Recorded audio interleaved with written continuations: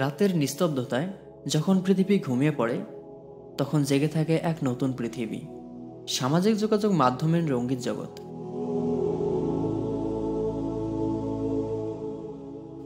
আরমান, তুমি কি সেই জগতের একজন নীরব দর্শক? তোমার আঙ্গুলের এক ছোঁয়ায় খুলে যায় হাজারো সুখের দরজা, যা তোমার মনে হয় ধরাছোঁয়ার বাইরে।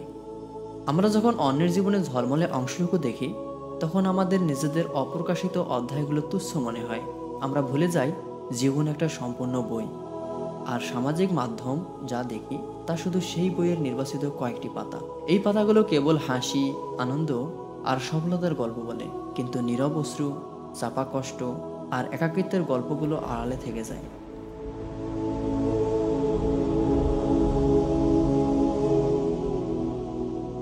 রাতের আকাশ কি শুধু অন্ধকার? না, এই অন্ধকারে লুকিয়ে থাকে লাখো তারার মিটিমিটি আলো। তেমনি আমাদের জীবনেও আছে হাজারো অপ্রকাশিত সৌন্দর্য, কিন্তু আমরা চোখ ফিরিয়ে নিয়েছি, তাকিয়ে আছি সেই ঝলমলে পর্দার দিকে। এই ঝলমলে আলো আমাদের দৃষ্টিশক্তিকে এমনভাবে কেড়ে নিয়েছে যে আমরা নিজেদের জীবনের ভেতরের সৌন্দর্য দেখতে পাই না।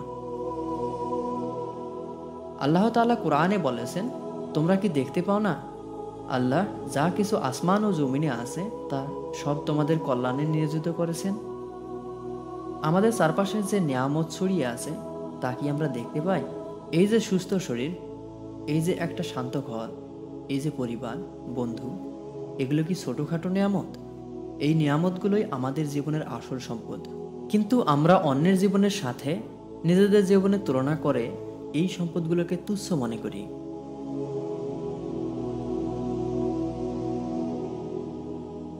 সামাজিক মাধ্যম আমাদের মনের মধ্যে এক অলীক আকাঙ্ক্ষার জন্ম দেয়। আমরা চাই এমন জীবন যা আমাদের নয়। আমাদের মন আমাদের বলে, যদি আরও তাদের মতো টাকা থাকতো, যদি আমিও তাদের মতো ঘুরতে পারতাম। কিন্তু এই আকাঙ্ক্ষা কি আমাদের শান্তির পথে বাধা নয়? ইসলাম আমাদের শেখায় জীবনের উদ্দেশ্য কোনো প্রতিযোগিতায় জেতা নয়। আমাদের জীবনের উদ্দেশ্য হলো আল্লাহর সন্তুষ্টি অর্জন করা। আমাদের নবী মুহাম্মদ সাল্লাল্লাহু আলাইহি ওয়াসাল্লাম বলেছেন, আল্লাহ যখন কোনো বান্দার কল্যাণ চান তখন তাকে পরীক্ষায় ফেলেন। সুতরাং আমাদের জীবনের প্রতিটি মুহূর্ত, প্রতিটি কষ্ট, এগুলো হয়তো আল্লাহর পক্ষ থেকে আমাদের জন্য এক গভীর পরীক্ষা, যা আমাদের আরও শক্তিশালী করবে।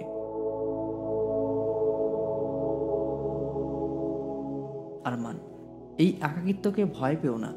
এই একাকিত্বই তো তোমাকে তোমার রবের কাছে নিয়ে যেতে পারে। যখন তুমি একা থাকো তখন তোমার হৃদয় আল্লাহর নামের জিকিরে ভরে উঠতে পারে। এই একাকিত্বের সুযোগে তুমি তোমার আত্মার পরিশুদ্ধি ঘটাতে পারো। আমরা অনেক সময় ভুলে যাই যে আমাদের জন্য সবচেয়ে বড় সঙ্গী হলেন আল্লাহ। তিনি কোরআনে বলেছেন, আমি তো মানুষের গ্রীবাদেশের চেয়েও তার নিকটতর। সুতরাং যখন আমাদের মনে হয় আমরা একা, তখন আমরা ভুল করি, কারণ আল্লাহ সবসময় আমাদের সাথেই আছেন।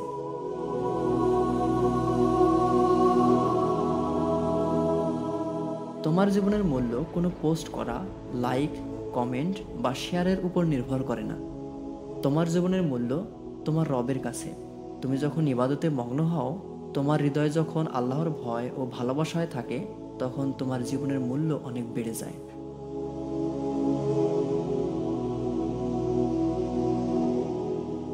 আরমান, তোমাকে একটা গল্প বলি, শোনো। একলা ঘরে যুবক আহমেদ, চার দেয়ালের মাঝে তার ছোট্ট রাজ্য। এই রাজ্যের সিংহাসন তার বিছানা, আর তার মুকুট হলো হেডফোন।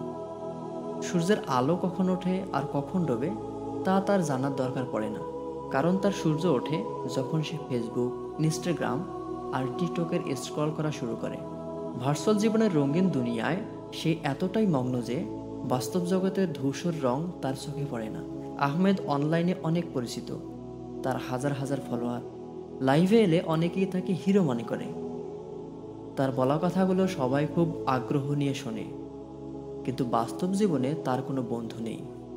পরিবারের সদস্যদের সঙ্গে তার সম্পর্কটা কেবলই এক ছাদের নিচে থাকা। বাবা মা তাকে ডাকলে সে মেজাজ দেখিয়ে বলে, এখন না, পরে। কারণ তার ভার্চুয়াল বন্ধুরা তার জন্য অপেক্ষা করছে। একদিন তাদের গ্রামে টানা বৃষ্টির কারণে বিদ্যুতের লাইন নষ্ট হয়ে যায়। সে জানেই না তাদের গ্রামের এমন সমস্যা হয়েছে। সেই গভীর রাতে হঠাৎ করেই তার ফোনে চার্জ শেষ হয়ে গেল।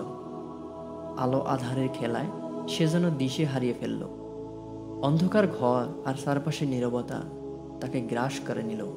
টেবিলের ড্রয়ার থেকে মোমবাতি জ্বালাতে গিয়ে সে খেয়াল করলো ফায়ার বক্সে কাঠি নেই। সে তার মাকে কর্কশ কণ্ঠে বলল, এ মা, সলাইটা নিয়ে আয় তাড়াতাড়ি। তার মা তার এমন প্রত্যাহিক আচরণে কষ্ট পেলেও কোনো কিছুই বলে না তাকে। আলো জ্বালিয়ে দিয়ে বলল, বাবা চল খেয়ে নে, অনেক রাত হয়েছে। সে আগের মতোই বলল, এখন না, পরে। তার মা চলে যাওয়ার সময় দরজা টেনে দিয়ে গেল। এই প্রথম দীপ্তিময় আলোয় সে খেয়াল করল তার ঘরের এক কোণে ধুলা জমে গেছে, দেয়ালটা কিছুটা বিবর্ণ হয়ে গেছে। আর তার মনে হলো তার জীবনটাও যেন এমন বিবর্ণ আর ধুলোয় ভরা। সে ভাবল, যে মা তাকে এত ভালোবাসে, যে মা তাকে এত আদর করে, যে মা তার এত খেয়াল রাখে, তার সাথে সে এত জঘন্য আচরণ করে, তবুও তার মা তাকে কটু কথা বলে না। সে তার মাকে ডাকলো। মা দ্রুত তার কাছে এসে জিজ্ঞেস করলেন, কি হয়েছে বাবা, শরীর খারাপ? আহমেদ উত্তর দিতে পারল না। তার শুধু মনে হলো এই মানুষটাকেই সে দিনের পর দিন অবহেলা করে এসেছে। মায়ের চোখে সে ভালোবাসা আর মমতা দেখল। তারপর সে খেয়ে আবার নিজের রুমে আসলো। সেদিন রাতে আহমেদ ঘুমাতে পারল না। ফজরের আজান হলো। সে উঠে উজু করে নামাজ পড়ল। সিজদায় গিয়ে তার চোখ থেকে দীর্ঘদিন জমে থাকা পানি ঝরল। সে হাউমাউ করে কেঁদে উঠল। অশ্রুসিক্ত নয়নে সে আল্লাহর কাছে ক্ষমা চাইল। বুঝতে পারল তার ভার্চুয়াল জীবন একটা মরীচিকা ছাড়া আর কিছুই ছিল না। এই মরীচিকার পেছনে দৌড়াতে গিয়ে সে তার আসল জীবন, তার পরিবার আর নিজেকে হারিয়ে ফেলেছিল। নামাজের পর সে তার মায়ের কাছে গিয়ে মায়ের দিকে একদৃষ্টে তাকিয়ে রইল। মা অবাক হয়ে তার দিকে তাকালেন।